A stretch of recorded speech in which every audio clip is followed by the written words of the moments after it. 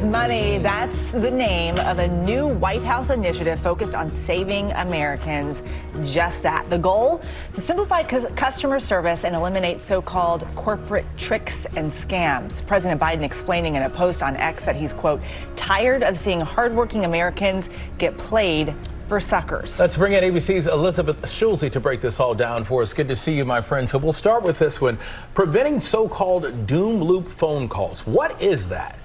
You know, I think this is something so many people are going to relate to, DeMarco. How many times have you been trying to get through to a customer service representative?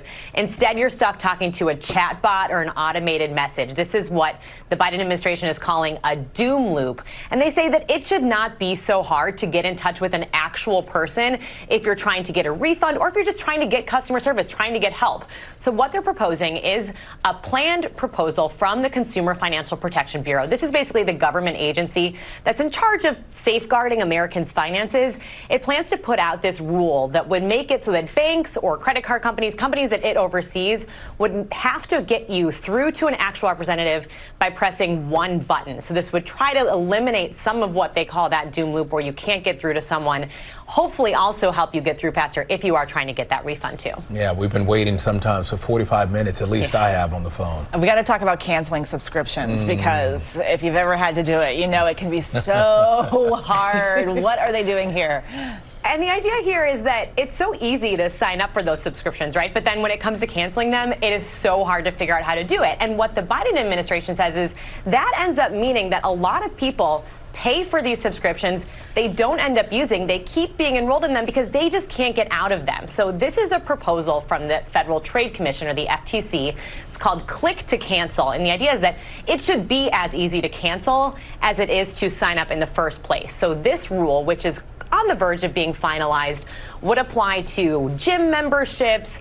If you're trying to cancel a app that you signed up for on your phone, you should be able, they say, to cancel in one click, just like you were able to sign up in one click. And we're also expected to see a similar regulation that would apply to internet and cable subscriptions. I mean, guys, I will say I recently signed up for one of those budgeting apps that kind of goes through all of your subscriptions. It is amazing to see how many you're paying for. A lot of them come after you might sign up for a free trial, and then you don't realize, you know, you had 30 days, 90 days to cancel it. They kind of keep you around paying for longer than that, and you don't even realize that you're paying, you know, years later. Been there, done that. So let's talk about the bigger question. What will it take for these actions to actually go into effect? Is there an expected timeline? Yeah, so right now, these are proposals from federal government agencies.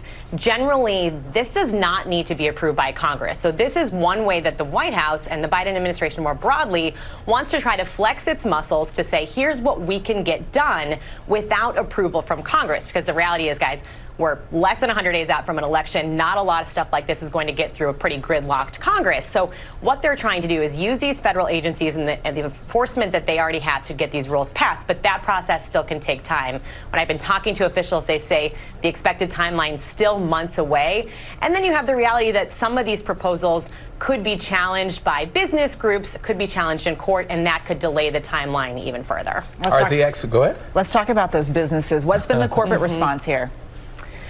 Unsurprisingly, you have heard some of the big business lobbies come out and say that this is overreach on the part of the federal government, that it should be up to companies and customers to decide if they want to sign up for something, if they want to cancel, that this is an action and this set of actions is too broad, that the government shouldn't be kind of intervening to say, here's what customers should do and here's what customers shouldn't do. Of course, the response from, for example, the Federal Trade Commission is, this is exactly what we were set up to do, is to try to protect consumers, to make it easier to get a refund, to get through to someone. You know, what we can expect to hear as we face, especially get closer to some of the politics of this, continued opposition. But at the same time, I do think it's worth pointing out, guys, we have seen this broad push from the White House to try to crack down on hidden fees, this what they'll call junk fees, industries like airlines, concerts, hotels. And a lot of what the president has done is sort of use the bully pulpit to try to encourage those companies to voluntarily take steps to say, make it easier to see how much it's going to cost to buy a ticket so that you have upfront pricing right away instead of going through all the steps and then you find out at the end there's hidden costs. Some of that bullying has been effective. So a lot of this comes down to, even if there is that opposition, can the companies kind of take this messaging from the White House, which is very clearly in many ways politically motivated, and use use that to also maybe do some more voluntary steps that do make it easier for you and me, for the customers trying to get these products. You have made it plain for us. The expert on all things, Elizabeth Schulze. Good to see you, my friend, and thanks again. Thanks, we appreciate it. All right.